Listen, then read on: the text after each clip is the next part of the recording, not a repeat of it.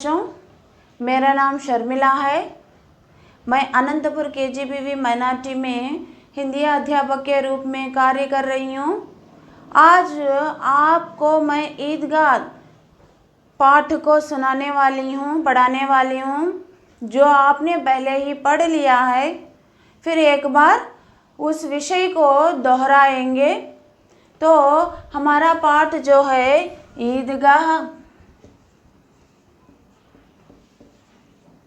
यह ईदगाह प्रेमचंद जी द्वारा रचित कहानी पाठ है। तो कवि कौन है? कवि है प्रेमचंद। कवि का नाम क्या है? प्रेमचंद जी। प्रेमचंद जी पहले उर्दू में रचनाएं करते थे, फिर उसके बाद कुछ समय के बाद उन्होंने हिंदी में रचनाएं करना प्रारंभ किया। और इनकी जो पहली रचना थी सेवा सदन, इनकी पहली रचना सेवा सदन थी। पहली जो रचना थी वह सेवा सदन। तो इनकी अंतिम रचना जो थी मंगलसूत्र, अधूरी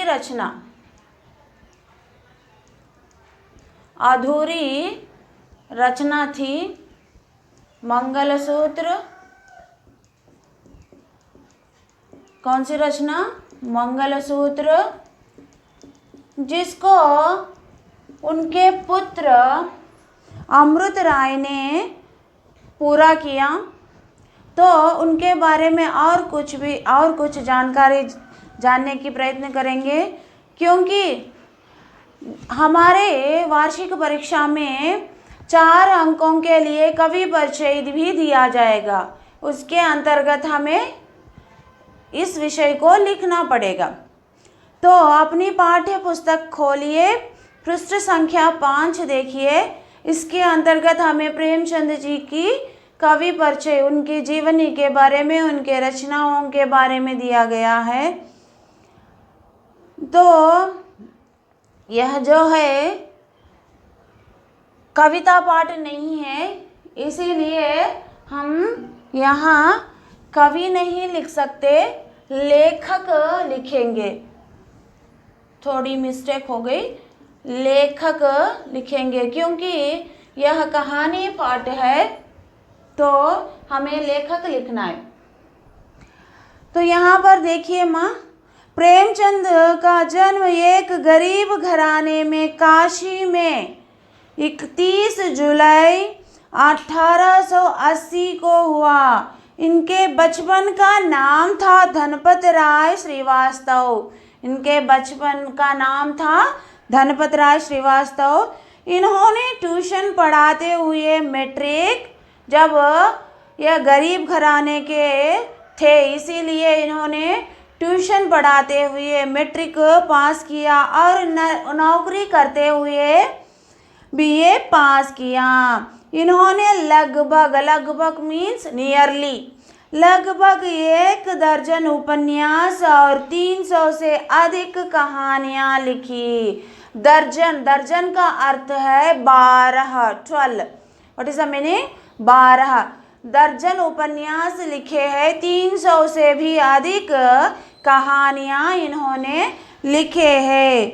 अधिक तौर पे इनके कहानियों में समाज से संबंधित विषय, इनकी रचनाओं में, इनके कहानियों में अधिक से अधिक समाज से संबंधित विषय हमें देखने को प्राप्त होती है। तो यहाँ पर देखिए माँ, इन्हें उपन्यास सम्राट भी कहा जाता है। इनकी उपाधि जो है उपन्यास सम्राट। इन्होंने कहानियाँ तो 300 लिखे हैं, लेकिन 12 उपन्यास लिखे, लेकिन इनको उपाधि थी उपन्यास सम्राट, क्योंकि इनके उपन्यास समाज पर अधिक प्रभाव डाले। यानी यह जो विषय रहता था इनके, अधिक से अधिक जो था वह समाज में जो होने वाली बुराइयां, इनसे संबंधित विषय रहते थे। और इनको सम्राट उपन्यास सम्राट उपाधि से जाना जाता है। इनकी कहानियाँ मानस सरोवर शीर्षक मीन्स हेडिंग, मानस सरोवर शीर्षक में 8 खंडों में लिखा गया है, संकलित किया गया है। तो उनकी उपन्यासों को देखेंगे। गोदान, गबन, सेवा सदन, निर्मला, कर्मभूमि, रंगभूमि, कायाकल्प, प्रतिज्ञा, मंगलसूत्र आदि इनके प्रमुख उपन्यास है। ये जो सारे थे उपन्यास। तो जो उसके बाद इनकी कहानियों में पंच परमेश्वर, बड़े घर की बेटी, कफन आदि प्रमुख है। जो आज हमारा पाठ ईदगाह है वह मानस सरोवर खंड 1 में हमें देखने को मिलता है, यानी प्राप्त होता है। तो इनका जो कवि परिचय के बाद हम पाठ विषय को कुछ ब्रीफ में जानने का प्रयत्न करेंगे।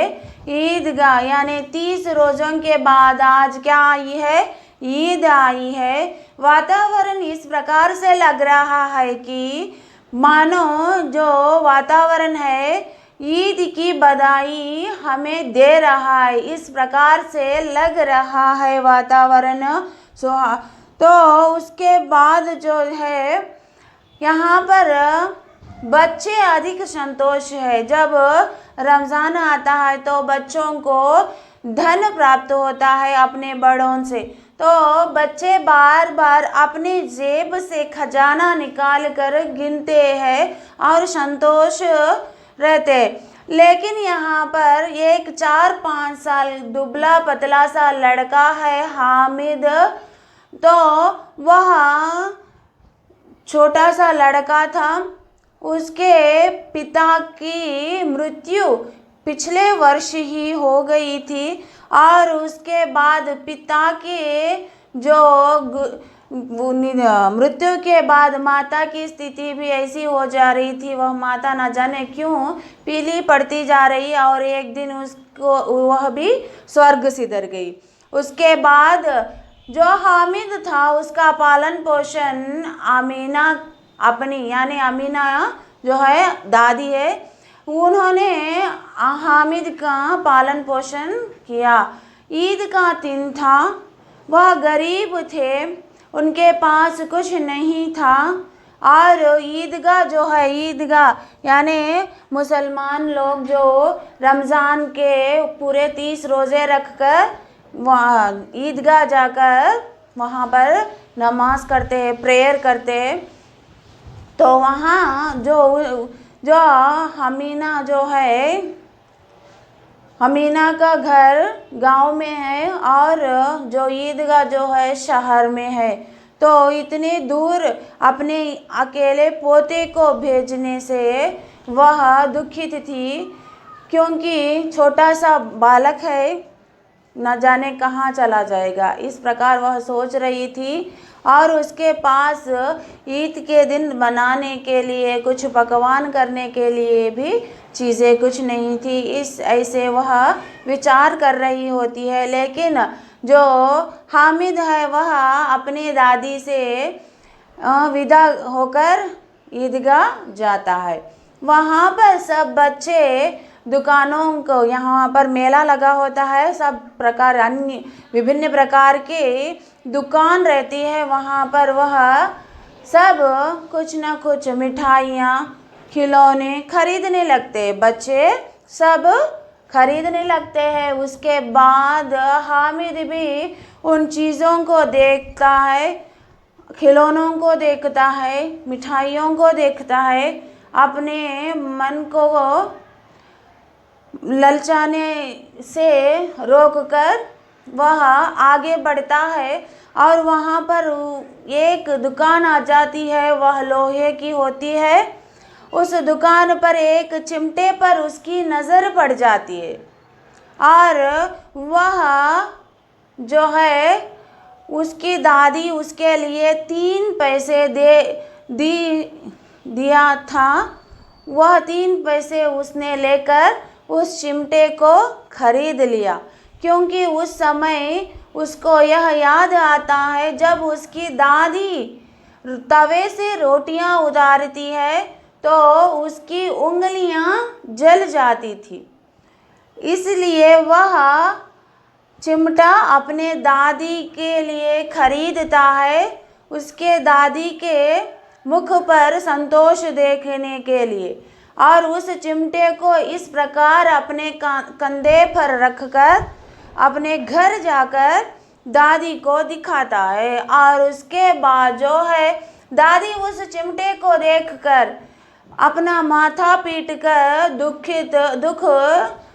दुखित होती है और कहती है, सुबह से न कुछ खाया न कुछ पिया, उठा लाया तो क्या ये।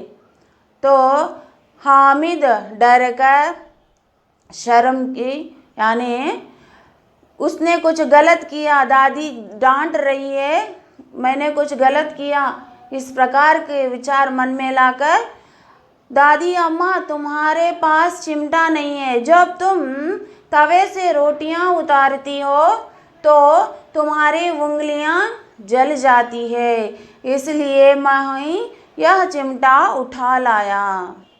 तो उस जो बातें सुनकर अमीना का मन गदगद हो जाता है और क्रोध जो है तुरंत स्नेह के रूप में बदल जाता है और वह सोचने लगती है, सुबह से इसको न जाने कितने सारे चीज़ें दिखे होंगे, खिलौने, मिठाइयाँ और अन्य प्रकार के, लेकिन वहाँ पर भी इस बूढ़ी दादी की याद इसको बनी रही। तो ऐसे मन में विचार करती हुई और उसको गले लगा लेती है। तो उसके बाद देखिए यहाँ पर दादी के प्रति एक छोटा सा बालक था, कितना प्रेम करता है उसको, कितनी जो जब तवे से रोटियां उतारती तो उसकी दादी की उंगलियां जल जाती है, यह विषय उसने ध्यान रखा उसकी दादी के लिए। तो हमारा ये जो पाठ था इसके बारे में हमने ब्रीफ से यानी थोड़ी बहुत जानकारी प्राप्त करने का प्रयत्न किया, और हमारा जो है जो लेखक परिचय हमारे लिए 4 अंकों के लिए आ जाएगा वार्षिक परीक्षा में। और उसके बाद देखिए मैं प्रश्नों को पढ़ना चाहूँगी जो परीक्षा से संबंधित है, क्योंकि आपको परीक्षाएं होने वाली है 1 या 2 महीनों में। तो अर्थग्राह्यता प्रतिक्रिया में देखिए यहाँ पर ईदगाह कहानी के कहानीकार कौन है, इनकी रचनाओं की क्या विशेषता है। यहाँ पर प्रश्न पूछा गया, ईदगाह कहानी के कहानीकार कौन है, who is the poet of Idgah, writer of Idgah, and इनकी रचनाओं की विशेषता, व्हाट इज द स्पेशल। तो इस प्रश्न को किस प्रकार से लिखना होगा, थोड़ी बहुत जानकारी देने का प्रयत्न करूंगी। यहाँ पर मैंने कुछ लिखा है अपनी ओर से।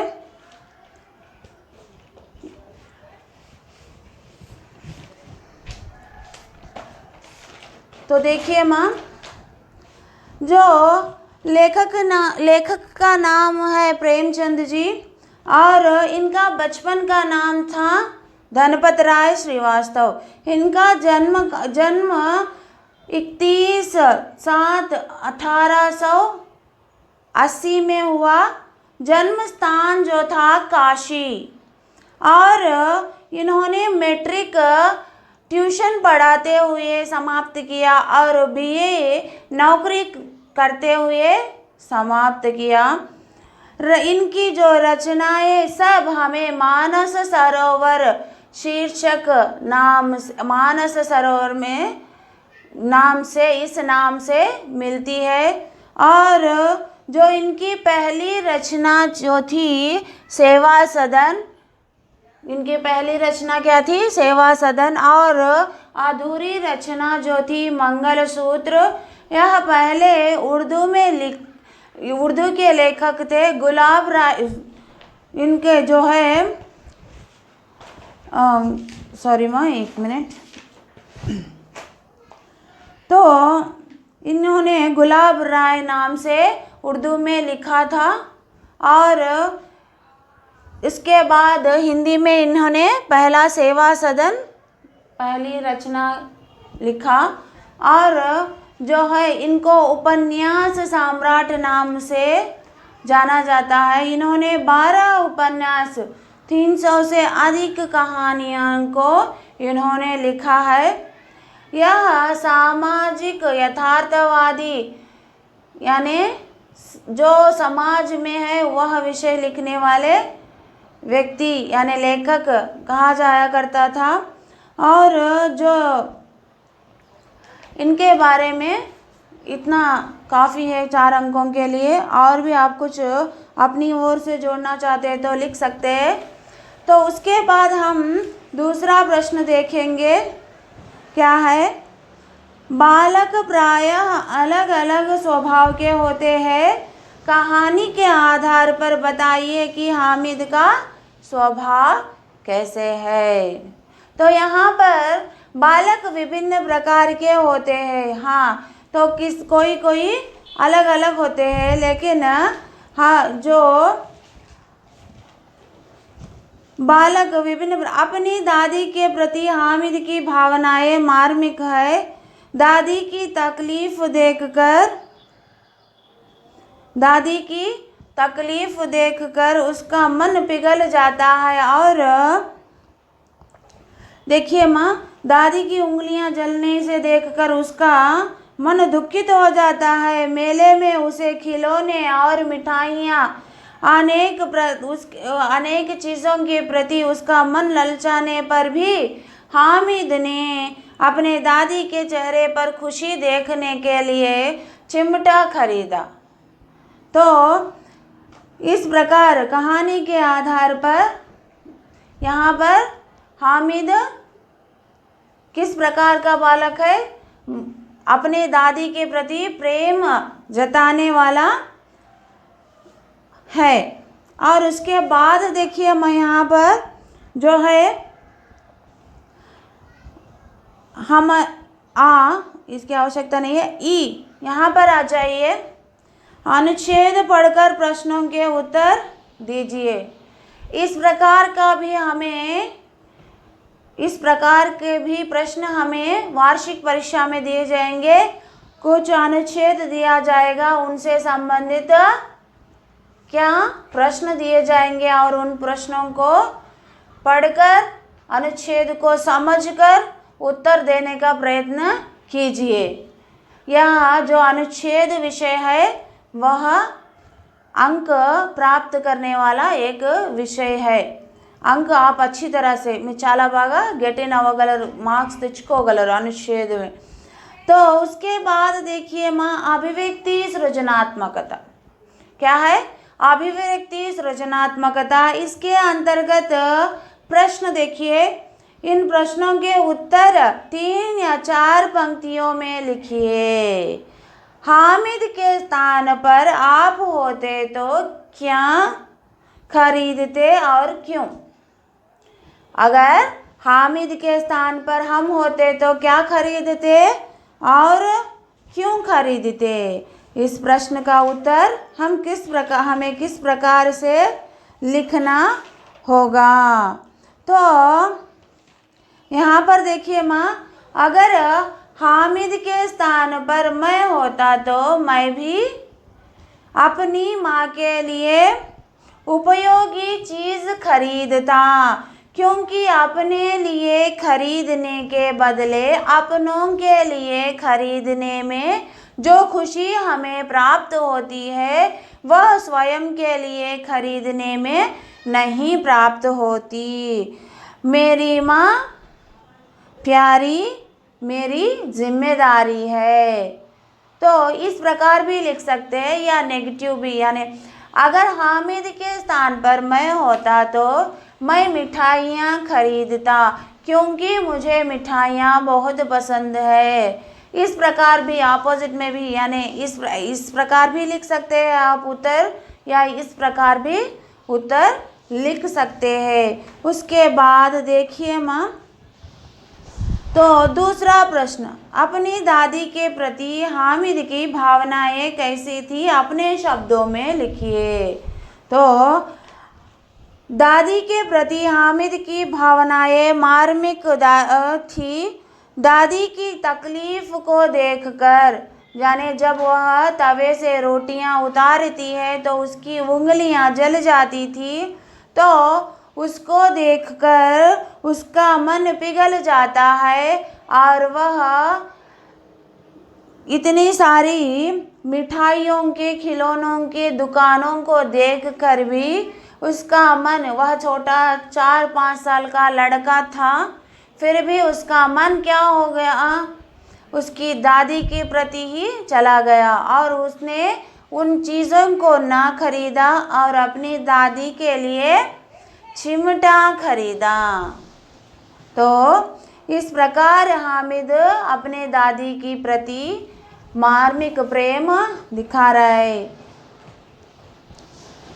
तो उसके बाद हमारा जो है ईदगाह कहानी का सारांश अपने शब्दों में लिखिए।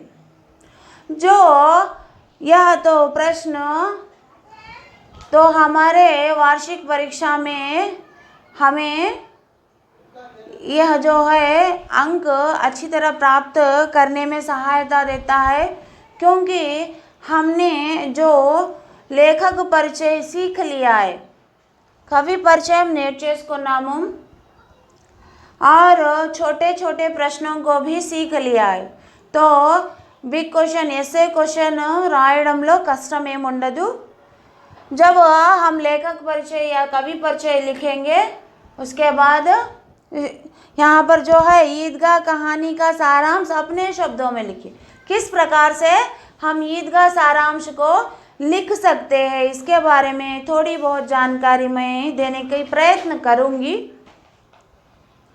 जो पहले हम लेखक परिचय लिख लेंगे, उसके बाद जो है इस कहानी के द्वारा यह कहना चाहते हैं कि बड़े बुजुर्गों को ही हित की सोचना अच्छी बात है, यानी పెద్దవాళ్ళకు మనం రెస్పెక్ట్ ఇవ్వడం మంచి విషయము అని చెప్పబడుతుంది అన్నమాట। हामिद 4-5 साल का दुबला पतला लड़का था और बचपन में ही उसके माता पिता चल बसे थे। वह अपने दादी अमीना के साथ रह रहा था। 30 दिन के बाद ईद आई। वह अपने मित्रों के साथ शहर गया, वहाँ ईदगाह गया। उसके सभी मित्र तरह तरह के मिठाइयाँ वस्तुएं खरीदने लग रहे हैं, लेकिन मगर हामिद के पास केवल 3 पैसे हैं। इसलिए उस समय वह उन वस्तुओं को, उन चीज़ों को ललचाई आँखों से देखता है, लेकिन उस समय उसको याद आता है कि उसके दादी के पास जो है चिमटा नहीं है। जब रोटियां उतारती है तवे से तो अपने हाथ की उंगलियां जल जाती थी दादी की। तो वह विषय हामिद को याद आता है और चिमटा खरीदने के जो चिमटा खरीदने का प्रयत्न करता है। और वहाँ से कि देखिए माँ, उसके बाद ऐसा चिमटा खरीदा और घर जाकर अपने दादी को चिमटा दिखा देता है। वहाँ पर वह दादी जो है चिमटे को देखकर चौंक उठती है और उसे डांटने लगती है। सुबह से कुछ खाया ना पिया तो क्यों लाया यह चिमटा, इस प्रकार डांटती है और అరుస్తుందన్నమాట, ఎందుకు తీసుకొచ్చావు, ప్రొద్దు నుంచి ఏమీ తినలేదు అని। तो उसके बाद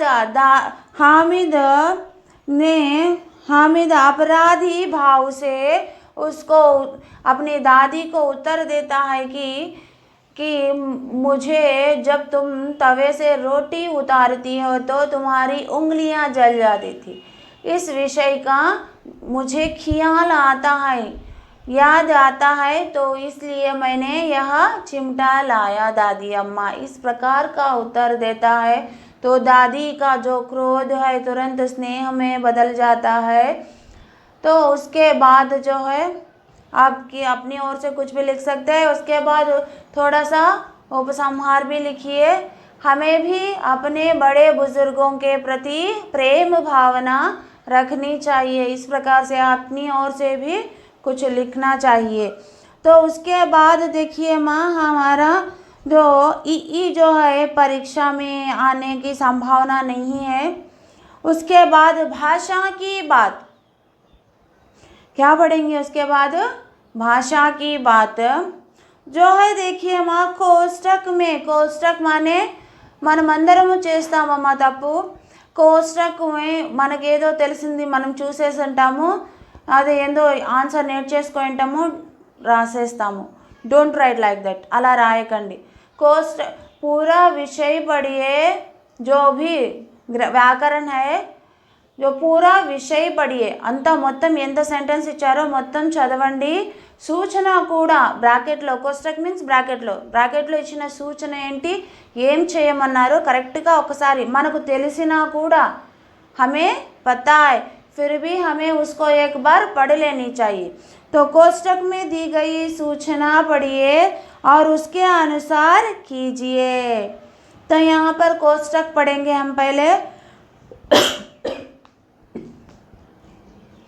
एक एक शब्द का वाक्य प्रयोग कीजिए. तो क्या कीजिए? एक एक शब्द का वाक्य प्रयोग कीजिए और उसके पर्याय शब्द लिखिए. हमें जो में भी वाक्य प्रयोग करने की आवश्यकता नहीं रहेगी परीक्षा में, लेकिन शब्द का जो पर्याय है पूछा जाएगा. तो यहाँ पर पहला जो है, शायद अगर पूछा जाए तो भी लिखना पड़ेगा वाक्य का प्रयोग. ईद, ईद माने फेस्टिवल, ईद यानी त्योहार, पर्व.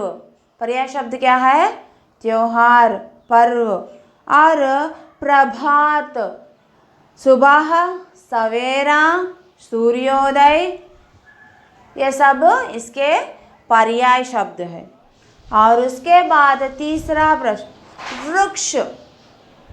वृक्ष, वृक्ष तो आपको पता है, చాలా బాగా తెలుసు మీకు. पेड़, तरु, ये सब इसके पर्याय शब्द है. उसके बाद सेकंड वन, कोष्टक पढ़ेंगे. फर्स्ट वी रीड कोष्टक, ब्रैकेट लो उन्हें चल दो. एक एक शब्द का विलोम शब्द लिखिए और उससे वाक्य प्रयोग कीजिए. एक एक शब्द का विलोम शब्द लिखना है और उसका वाक्य प्रयोग. तो पहला जो है अपराधी, तो विलोम शब्द अपराधी, निरपराधी. प्रसन्न, अप्रसन्न. और उसके बाद देखिए माँ,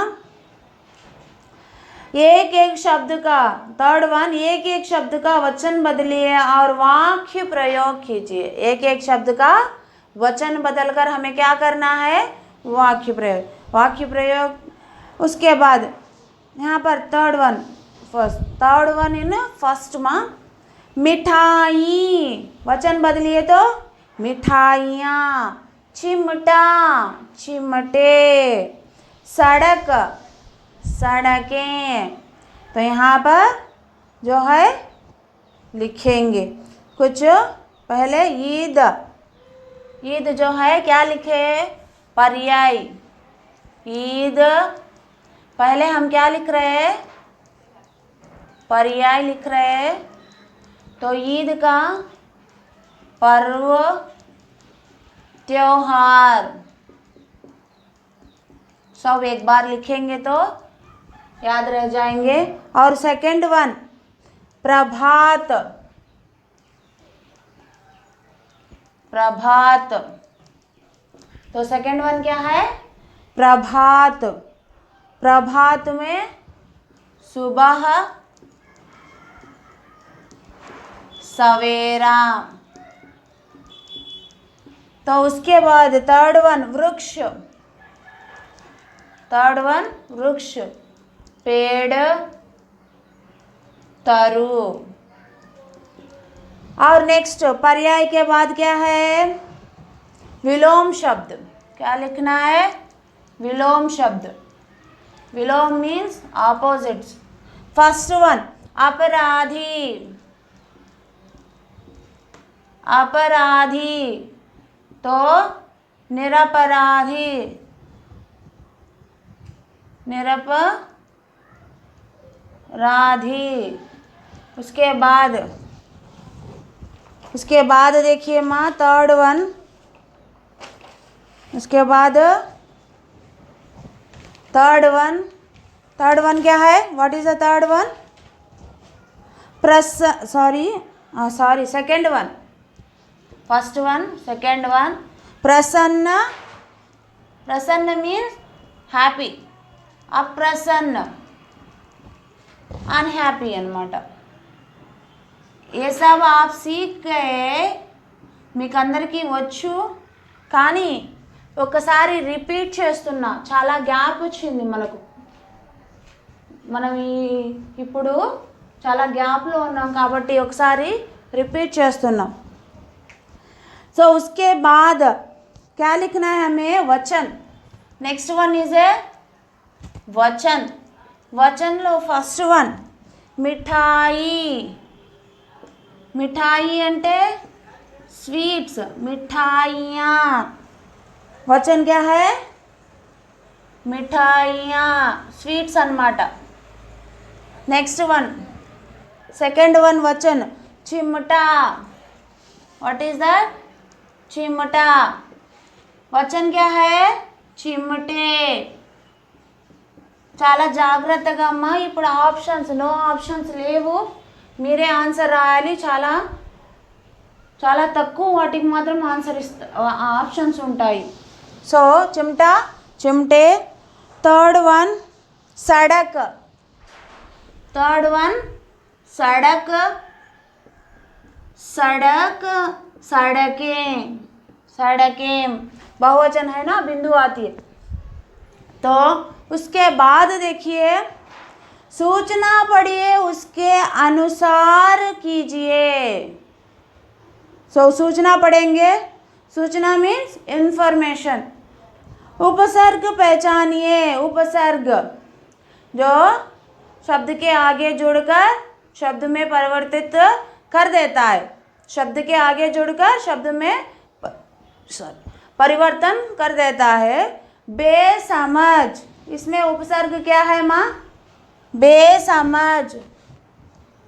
हाँ, बेसमझ में उपसर्ग क्या है? बेसमझ, बेसमझ। बेसमझ में उपसर्ग देखिए माँ, उपसर्ग। तो उपसर्ग में पहला बेसमझ, बेसमझ, बेसमझ में बे, सद्भाव। उसके बाद दूसरा क्या है? जो शब्द के पहले जुड़कर अर्थ में परिवर्तन कर देता है, वो उपसर्ग कहलाता है। तो यहाँ पर बेसमझ, समझ, अंडरस्टैंड वाट, बेसमझ नॉट अंडरस्टैंड, तो बे जो है उपसर्ग है। तो सद्भाव, सद्भाव यानी सत्य जो है उपसर्ग, निडर, नी जो है उपसर्ग। उसके बाद हम लिखेंगे प्रत्यय। उसके बाद क्या है? प्रत्यय। तो प्रत्यय में पहला क्या है? What is the first one? दुकानदार। फर्स्ट वन इज ए दुकानदार। जो शब्द के अंत में जुड़कर, शब्द के अंत में जुड़कर शब्द में परिवर्तन कर देता है, तो प्रत्यय। यहाँ पर जो दार है वह परिवर्तन है, यानी सॉरी वो प्रत्यय है। उसके बाद दुकानदार, उसके बाद भड़कीला, उसके बाद क्या है? भड़कीला। यहाँ पर जो है कीला, क्या है माँ? प्रत्यय ईला।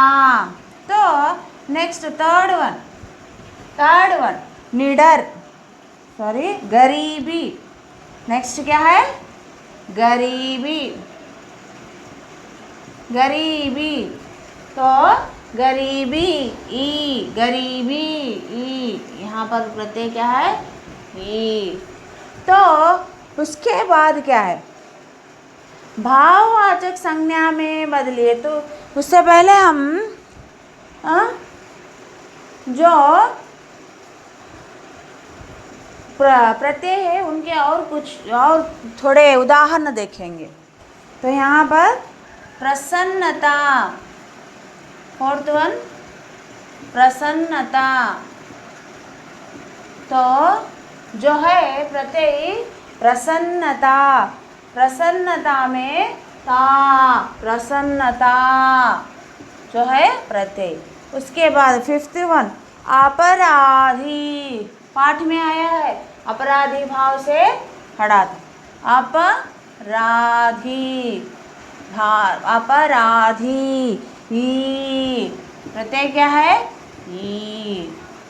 तो और कुछ अपराधी।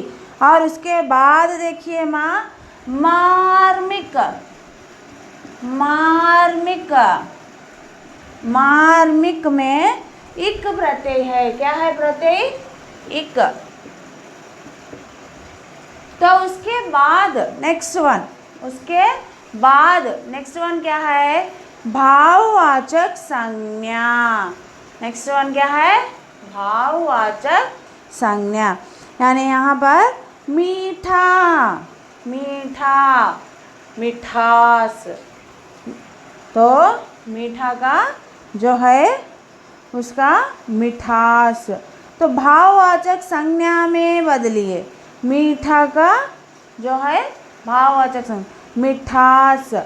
तो मीठा, मिठास या मीठापन भाववाचक संज्ञा में बदलेंगे।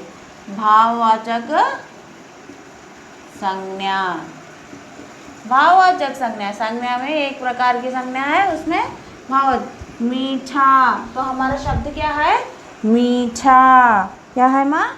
मीठा, मीठा, मिठास या मीठापन। तो उसके बाद, उसके बाद कौन सा शब्द है? उसके बाद चिमट, सॉरी माँ, प्रसन्न। कौन सा शब्द है? प्रसन्न। तो प्रसन्न का भाववाचक संज्ञा है तो प्रसन्नता, प्रसन्नता, प्रसन्न, प्रसन्नता। तो उसके बाद थर्ड वन बूढ़ा। उसके बाद क्या है? बूढ़ा, भाववाचक संज्ञा बुढ़ापा, बुढ़ापा। तो भाववाचक संज्ञा बुढ़ापा। उसके बाद देखिए ई, इन्हें समझिए और अभ्यास कीजिए। अभ्यास करना है, प्रैक्टिस करना है। तो हामिद के बाजार से आते ही अमीना ने उसे छाती से लगा लिया। यहाँ पर दो प्रकार के से है, तो एक से दोनों भी कारक चिन्ह है। क्या है? कारक चिन्ह। तो दोनों भी कारक चिन्ह है, लेकिन एक से दूसरे को अलग कर रहा है। हाँ, यहाँ पर देखिए हामिद बाजार से आ रहा है, तो बाजार से अलग कर रहा है हामिद को, तो यहाँ अपदान कारक है, यानी अलग करना। तो यहाँ पर अमीना ने उसे छाती से लगा लिया, यहाँ पर मिला रहा है से, कारण कारक। तो यहाँ अपदान कारक है, तो यह करण कारक है। और उसके बाद देखिए यहाँ पर ई के अंतर्गत हमें यहाँ पर काल दिया गया है। नीचे दिया गया उदाहरण समझिए, उसके आधार पर दिए गए वाक्य बदलिए। रमज़ान के पूरे 30 रोज़ों के बाद ईद आई। उसके बाद रमज़ान के पूरे 30 रोज़ों के बाद ईद आई है, आसन्न भूतकाल में। रमज़ान के पूरे 30 रोज़ों के बाद ईद आई थी। पूर्ण भूतकाल। रमज़ान के पूरे 30 रोज़ों के बाद ईद आई होगी। संदिग्ध भूतकाल। उसके बाद रमज़ान के पूरे 30 रोज़ों के बाद ईद आ रही थी। अपूर्ण भूतकाल। यहाँ पर 3 और भी वाक्य दिए गए हैं जो आपको बदलने हैं। तो उसके बाद पाठ में आए मुहावरे पहचानिए। ఈద్గా లెసన్ ఈ ఈద్గా లెసన్లో మనకు చాలా ముహావరేలు దొరుకుతాయి, మనం చూడడం చదవడం జరుగుతుంది। तो यहाँ पर जो है मुहावरे पहचानिए, उसका अर्थ भी जानने का प्रयत्न करेंगे। तो मुहावरा जो है पहले भेंट हो जाना। मुहावरा पहला क्या है? भेंट हो जाना। पहला मुहावरा जो है भेंट हो जाना। भेंट भेंट हो जाना। तो इसका अर्थ क्या है? यह तो मुहावरा है। इसका अर्थ है जो मरना, मर जाना, मरना। भेंट हो जाना, मर जाना यानी मरना। उसके बाद दूसरा मुहावरा देखिए। तो ये और एक इसका जो है परलोक सिधर जाना भी मरना है। परलोक सिधर जाना भी मरना ही अर्थ आता है।